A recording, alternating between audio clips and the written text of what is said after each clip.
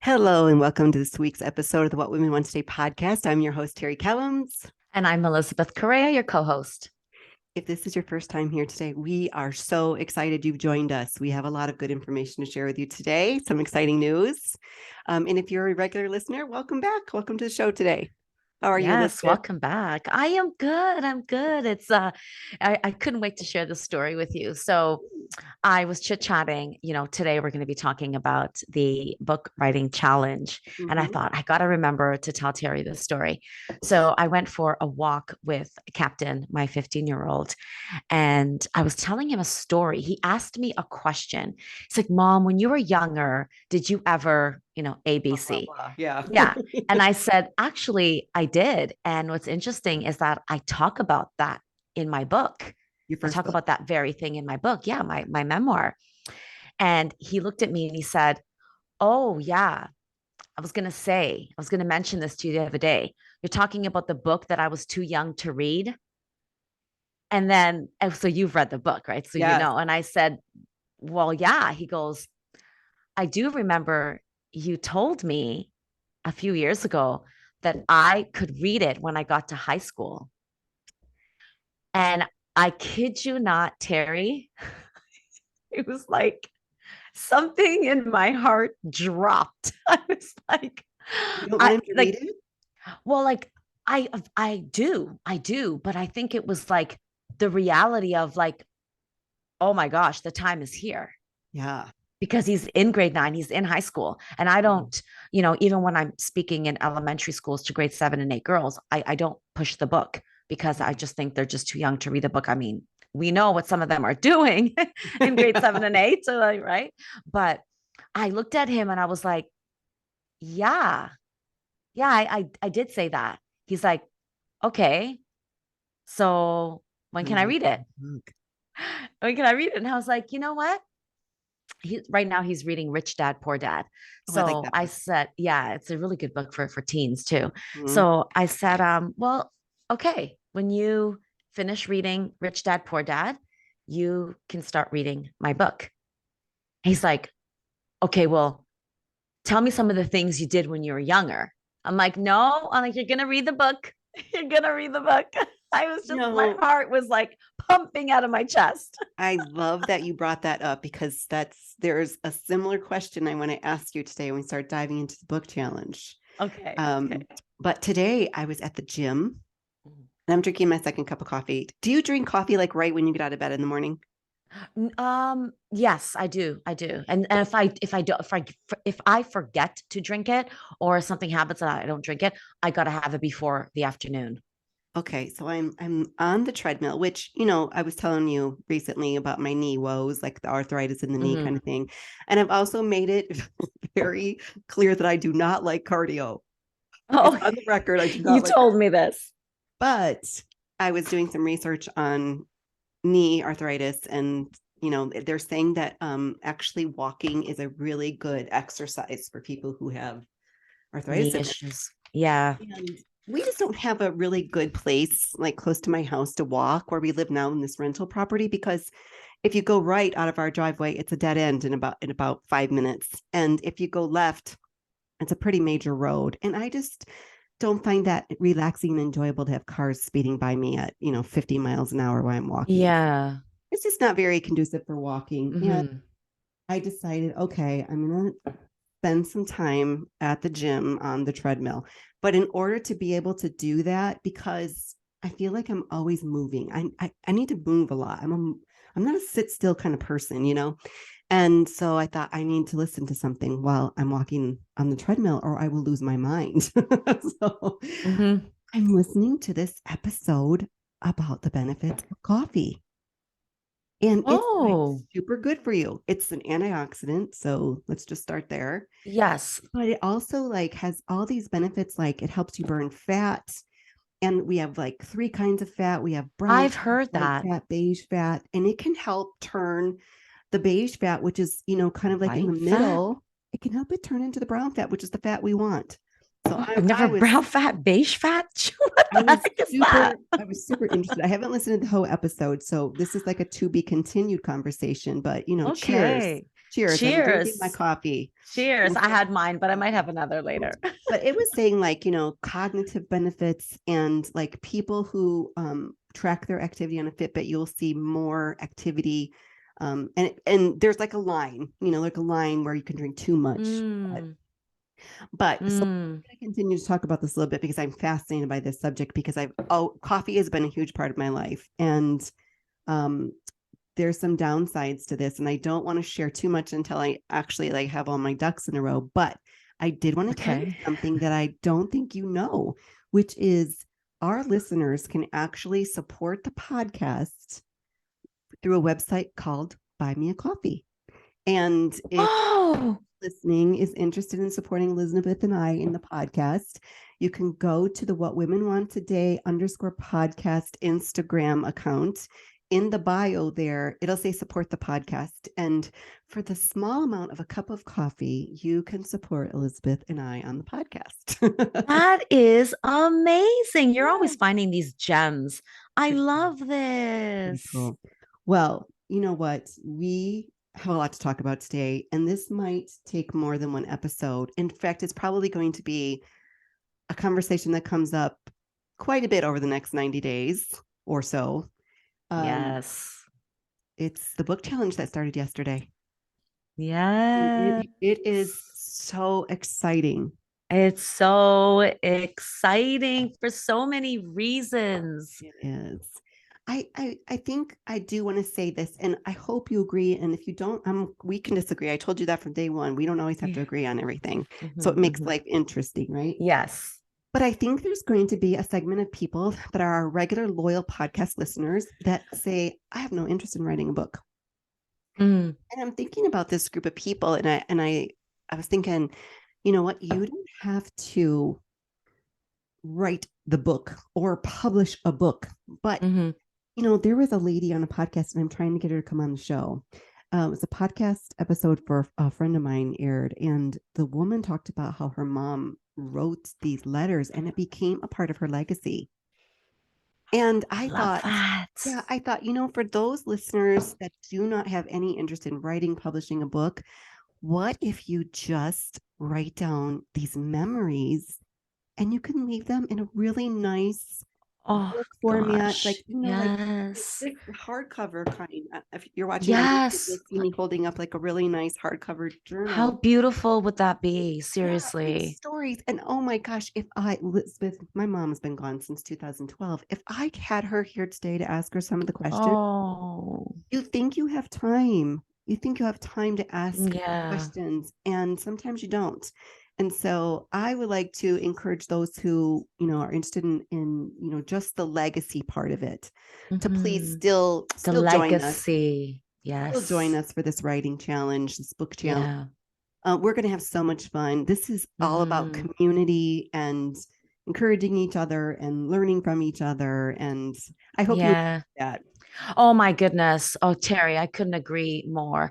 Honestly, like I think, and know just from stories that I've heard, writing a book, whether it's a memoir, fiction, nonfiction, it could be literally lessons from my teens, lessons from my marriage, lessons from being a single mother, whatever it is, whatever your story is, putting that in a book of lessons or a book of wisdom, whatever you want to call it, and leaving it as a part of your legacy for not just your children, I'm going to say, because we really don't know what the world's going to be. Right. For our grandkids and how much they'll actually need that. We have so much to give as women. And I think when you were writing, so much comes out, even more so than I know for myself when I'm speaking, even when I'm interacting with my boys, especially my 15-year-old, or he's turning 15, 14, when I'm sharing things, it seems like so much more comes out of me when I'm writing, things that I will forget to say when I'm speaking. So it could be, I started this thing for him when he was younger. I started sending him emails to a specific email. I love that idea. Yes. My daughter did that for my grandson. She set up a Gmail account for him when he was first born. Yes. Like how cute is that? Like letters to my son.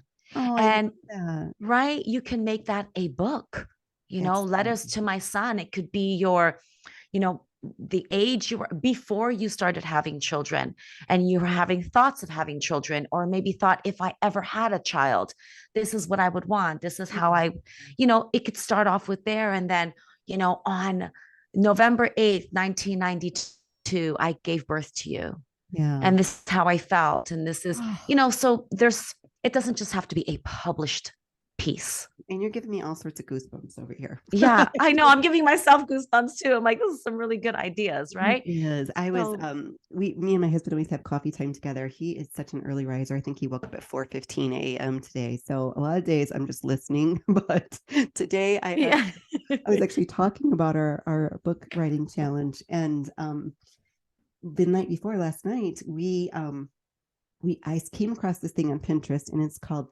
something like 50 questions your spouse should be able to answer about you, right? And so I pulled it up, and I said to my husband, I said, okay, let's play. Let's see how many, we can get right. And it came to the question of what street did your spouse grow up on? And I knew his right away. I knew the intersection, Indian School and 87th Street. And he's like, God, he goes, I don't know. You've lived so many places. Well, then the conversation just sort of died out. And this morning during coffee time, we started talking about it again. And I said, I know why you don't know, because I've lived so many places. And I started just kind of like telling him some of the story, and he's like, babe, you need to write that down.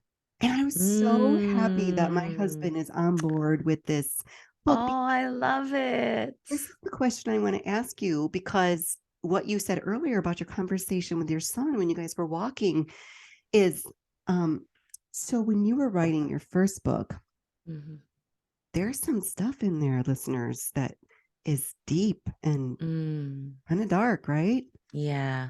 Yes. And yes. I wonder, for those listening, thinking about like, can I write about that time in my life? Tell us a little bit about that thought process for you. Like, how did you write something that like potentially your children could read someday, and you weren't sure how they were going to feel about it? Like, you were talking about their dad, like, tell me about that a little bit. I'm really curious. Yeah. So such a good question, because I remember that feeling like it was just yesterday. I remember feeling those emotions and those feelings like it was yesterday.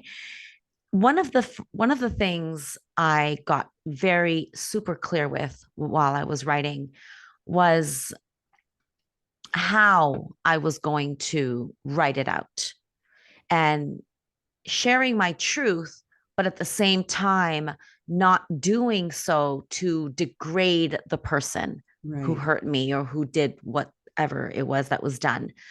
I made it my mission to speak my truth, but in a way that it wasn't going to purposely, with a mission, put that person out, expose them, they are this and they are that. Like, I made that very clear. And I did that because I knew that my kids would read the book one day. Yeah. So I did that for that reason. Or what about like your mom? Yeah, I know. And the interesting part is my parents don't speak English. Like, they haven't read the book. No, they wouldn't even be able to read a sentence, much less. Well, I'm going to say a little thank God for that, because however, they know what's in the book. Okay. I have family members that have read the book, that were on our side as the children. And then we've got family members that were on, my dad's side or my parents, and that totally abandoned us when we were young teens. That's why we ended up in foster care. That, went back and told my parents what's in the book. My mom is all for what's in the book. And that's how I know there's, she's at a certain level, and my dad, it's obviously my dad's feeling the most shame. And there's not much I can do about that. It's my truth. I know that writing my truth has helped thousands of girls and women speak their truth. So, it's a part of my purpose and what I was called to do. I carried that for a long time. Hence why, although the book was already written, it wasn't published until after I survived emergency brain surgery because I was so afraid of publishing it because of what people were going to think of me, think of my parents, say about me. I was crippled in Mhm. fear, even though writing the book was the most therapeutic and liberating thing I've ever done I in terms imagine. of my own healing. I was so scared to put it out there. It Yeah. took the surgery to for me to wake up and be like, okay, I almost died. And had I died, no one would have known my true story. I mean, you kind of make a good point, though. Why can't we just give ourselves permission to write the story and then sit on it and say, you know what, I can choose to edit this Yeah, and or timing. leave this part out Yeah. if I decide to later, or I Mm-hmm. can just leave it in there because it is a part of my story. I remember, Mm-hmm. I can't remember which author it was off the top of my head, but I have interviewed a few authors on the podcast, and there was another lady who had a pretty painful story about her parents. And I think the outcome of that conversation was, I didn't write the book to hurt them. I wrote the book because there's Mm. there's like healing in this. There's healing and there's power in owning your story. And I've always kind of like remembered, our conversation in the back of my mind because, you know, we have a platform here, Elizabeth. We have a Mm-hmm. platform, and I think the respectful and the way to lead with integrity is to not use our platform to slander anybody, Yeah. Yeah. to say things that are, half truths or unkind or unnecessary, Mm-hmm. because we do have a voice, but Yeah. I also, also think that being able to use your platform to help people understand why we have to own our story, what the power Mm. of the healing in it, I think is part of our responsibility as well. Oh my goodness. 100%. Oh gosh, like it's, you know, you can't come into your own healing unless you not just accept the truth of whatever happened, but to speak it, to share it, to write it. Like there's so much that goes on in your healing journey. It's Hmm. it's not enough to just think about what happened or to admit what happened to yourself. Like Right. it's really being able to share it openly, Hmm. like with no Without shame, shame. no Yeah. fear. Yes, Yes. with no fear, with no pain. Like, and and I always say, like, for me, everything I do is connects back to impact. Like, how can if I experience something, how can I use this to Hmm. now teach other women or girls what Hmm. to stay away from, what not to do? Right. And for me, that was the sole purpose of writing my book. It was to create awareness around the effects of abuse and Yeah. what happens to a child or a person when they grow up into adulthood with with that shame and Yeah. that pain and those secrets. It's crippling. And my Yeah. life as a teenager was a direct result of that. Exactly. So, I think it's important that um, there's a world of people whose healing is wrapped up in your story. Mm, I You agree know, with that. You they know, need it. I think, for me, and this sounds a little dramatic, but it's really not. Book saved my life. I've been an avid reader since I can remember because it was my Yes. way to escape. It was a way to escape my abusive home that I lived Mm. in. I was able to go live in another story for a little while. Oh my And gosh, I love that. yeah, Yes. and oh, I got goosebumps again. Yes. I- so, I really hope that someone that's listening today says maybe my book will be someone else's way to escape, whether that's a fiction book, whether it's a self-help book, whether it's a memoir, like it doesn't Mm. matter. You Yeah. don't know when something about your story is going to give another person hope. You Mm. just don't know. So you got to just give yourself the opportunity. Give Yeah. yourself the opportunity to say yes to this. Don't Yes. automatically, like, like sometimes we get into midlife and we're stubborn. And, Yeah. we said a couple weeks ago, I know what I want, I know what I like, but Yes. keep your mind open to another way of healing. And you'd be Mm. hard pressed to find a person out there that does not have some sort of trauma And this can help with the healing of the trauma. It's Yes. amazing. Yes. Oh my goodness. I love what you just said. I was able to escape in another person's story for some time. It's true. That is so, I got like literally goosebumps. Like, that we should call this episode the goosebump episode. Like, Okay. that is so powerful. Like, that's True. exactly what happened. So imagine like just being able to write about your story and imagine the person reading it. It's interesting because I do believe, Terry, that most people have had a desire, a thought, a vision to write a book. Mm, I believe I that. wonder. I believe it Yeah, too. Yeah.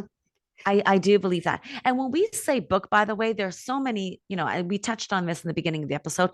There's so many different types of books. You could write a children's series. Right.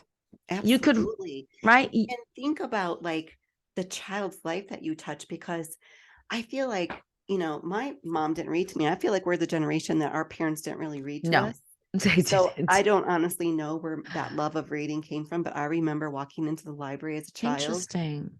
and I felt like I was in heaven. Like there was just books everywhere.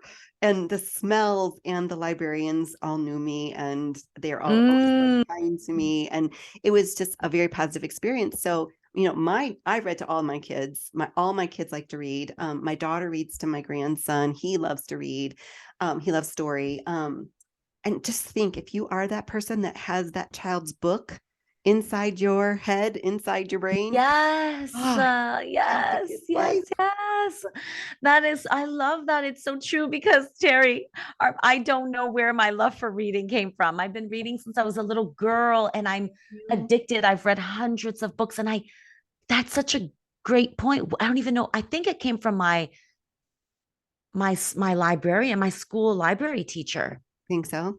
Yeah, because I mentioned her in the book, Mrs. Hayes, like she was the closest person to me. Oh, I remember that. Yes. She Yeah. was the library teacher, and then she became my English teacher after. And one of the last things she said to me in grade 8, when, the children's aid and they came to take us away, she said, I better see your book on a shelf one day. That's Yes. awesome. So I think it came from her. Yeah.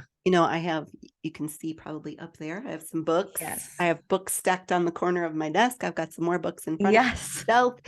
And the other day I was looking for a book, and I don't know why I can get so attached to books. It's the one thing I just can't let myself get rid of. I have a hard time getting rid of a book.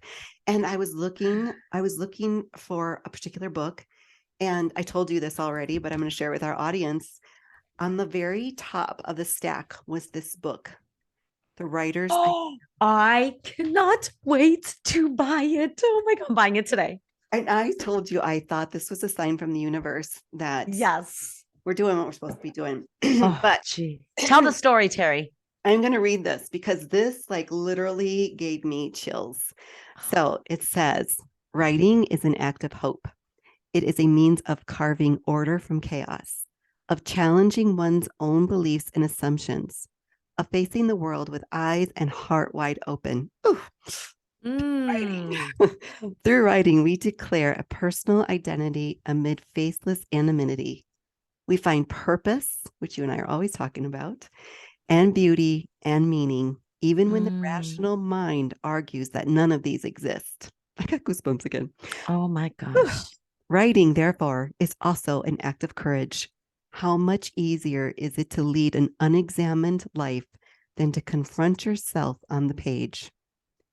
How much easier is it to surrender to materialism, cynicism, or 100 other ways of life that are, in fact, ways to hide from life and from our fears? When we write, we resist the facile seduction of these simpler roads. We insist on finding out and declaring the truths that we find, and we dare to put those truths on the page. Ugh. OMG. I think there's just one more sentence that I want to read. It says, the more confident we grow, the more open we can allow ourselves to be. If you can write even when your life seems dark and bleak, even if all you can write is life sucks. I Oh, wrote this in my oh journal, my and I've gosh. been rereading it. There's a quote by Buddha in there too. I probably should read that too because that one's pretty awesome. Yes, read that. It says, when we regard thoughts and emotions with humor and openness, that's how we perceive the universe. When we begin to find that to the degree that there is bravery in ourselves and to the degree that there is kindness toward ourselves, there is confidence that we can actually forget ourselves and open to the world. Oh, Oh my gosh, Terry. so good. So good. Like I feel like mic so, drop right now, right? Like like mic drop. literally mic drop. Yes. Oh Seriously. man. That I cannot wait to get that book. Like I'm gonna dive right in. What was tell our listeners the title. Okay, it's called The Writer's Idea Book by Yes, Jack yes, Heffron. And we can put a link in the show notes today for the book. yes. But we're going to, if you don't get the book, it's not a big deal because there are a lot of prompts in there and Share them. we're going to share some of them. So on those Yes, days when you're stuck and you don't know what to write about, yes. Elizabeth, do you want to remind them of that practice that you told us about a little bit about? Yeah. So we have a couple of things that we're going to be doing with the challenge. The first thing is called the writer's rule. So I took a memoir writing course, just a short 3-month course while I was writing my memoir. And my professor said, if you apply the 20-minute writer's rule to your life every single day, you will have your book written in no time. So the writer's rule is a 20-minute rule that you are going to go by for this challenge. So basically, from Monday to Friday, if you choose Monday to Sunday, however, I don't know how Mm-hmm. you spend your weekends, however, you can do as you please, as your schedule fits as well. You're going to write for 20 minutes. Now, you're going to set your clock on your alarm clock, whatever you use to time yourself for 20 minutes. If the 20 minutes are up and you are in the flow of writing, so there's no writer's block, you've got time, you've got nothing planned afterwards, you keep writing. Keep Okay. writing. Yeah. If you have plans, you've got other things to do, you want to just commit to 20 minutes a day, which is amazing. You could do a Yes. lot of writing in 20 minutes. Then you stop at 20 minutes. Following day, you go at your 20 minutes again. Now, you have to do this to be a part of the challenge because if you don't do it even for just a day, like if you commit to Monday to Friday and you don't do it on Wednesday and Thursday, honestly, it's not going to work. Like you really Habit. just, It's a yeah, habit. it's a habit. And it does take, Mhm. what do they say, 60 days to really form a habit? Well, the Yeah. challenge is 90. Right. 90 days. So if you do miss a day, don't be hard on yourself. We get it. Okay. We get it. But what I would advise, Terry, is for you to pick a specific time I was going to for, say, yes, when I was writing my memoir, which is almost 400 pages, I was writing early mornings or late at night. At the time I had like 5 foster kids living with me, plus a newborn, plus, so there was a lot going on. So it yeah. was either first thing in the morning, Captain, my son would wake up for his second feeding at around 4:35, and Mhm. I committed to writing at that time, or I like because I was already up, or I would write late at night. Now Yeah. I found that the juices flowed way more in my morning Yeah. sessions. I think you'd have to be, if you were Yes. a morning person, I think you'd probably have to try to find time to carve out in the morning versus if you're a night person, do it at night. I did write Yes. in a couple of things I thought might set someone up for success. Oh, Um, awesome. I talked to a couple of girlfriends that are going to do this challenge with us, and they both said the same thing. Like, you need to have something that's inspirational. So I love, Mm. you can see how pink this is. Pink is my favorite color. I love having something pretty to write in and a Yes. comfortable pen. So Dr. Grip is my favorite pen. It's nice and thick down at the bottom. I have arthritis in my thumb. So this will keep you from having writer's fatigue. So two things, something to look forward to, using a pretty book, writing with a really nice pen, and then finding a writing spot somewhere that's comfortable and well lit, Mhm. and you're not going to have a lot of distractions or interruptions. If I Yes. tried to write in the living room, there's no way my husband would like have a million things he needed me to do or he wanted Yeah. to ask me. But my office is, my woman cave. It's, what do they call those? The she cave or the she room or whatever it is. Okay. I pretty much do everything in this room. So this is going to be my writing spot. Oh, I And love it. yeah, and I think the third thing that I wrote down was affirmations. So not the opposite of what your brain probably wants to tell you, like, oh my God, I can't do this. This is hard. I have nothing to say. No one wants to read any of my words. I would say write some affirmations that are exactly opposite of every negative thought that comes into your brain. Oh, I I love that. am capable. I Yes. enjoy it. Hmm. Being creative, I'm a writer. a writer, and just Mhm. anything that you can think of, and keep those close by, because there might be days when you need to say those affirmations, several times throughout that day, and get yourself Yeah. ready to write that evening or in the morning or whenever you're going to do it. But Yeah. I those love were that. those were my ideas to set someone up for success. We're going to talk about this writing challenge, through social media, through our newsletter. If you're not signed up for the Mhm. emails yet, please, go to the bio. There is a place there to sign up for it. Yes. We got a lot of things planned. I I know. haven't I'm even so told you. excited. Like behind the scenes, you and I talked about a little special idea, and I got Yes. I got confirmation on that idea. So Oh, we're going to share that. So you don't want to miss what's happening with this book challenge, people. You don't want to have FOMO. no. Don't No, want to have no. FOMO. No, don't skip out on something that you could have easily been a part of for free. For free. Like there are, I don't know if you're listening to this and you don't know this, but there are book writing coaches. What does Yes. that mean? They coach, all they do is I actually know when I coached her to start her book, her business, all she does is hold people accountable during the writing process. So every Friday, they submit their chapters to her. Oh, That's okay. really all she does. She's a book writing coach. So at some point during this, Elizabeth, are we going to get into the technical aspects, maybe towards the end of the 90 days? Yes. Yeah. Okay. Yeah. I also, I said I was on Pinterest. I found a ton of things I've been collecting them for a while. I found a ton of things on Pinterest. You can follow me on Pinterest at Ms. Terry, Mm. Terri, and I have a board there called Writing. If you want to follow me on Pinterest, I'll put the link in the show notes so you can find Oh, it. good So I've idea. done a lot of the homework for you, but I'm sure once you get in there and find the ones that you like, you're going to find a ton more, because there's just a ton. Pinterest is like crack, Oh, it's like I love Pinterest. once you That's get actually going a in really there. good idea. I Yeah. like that, like a book writing board. Yeah. Like a Oh, I'm board. gonna steal that. And it talks about social media, and there's just all sorts of things on there. So, Oh, I like so I this. think we're out of time today, Elizabeth. Oh, hold on, one more thing. Okay. If Okay. you are joining us in the challenge, this is super, super important.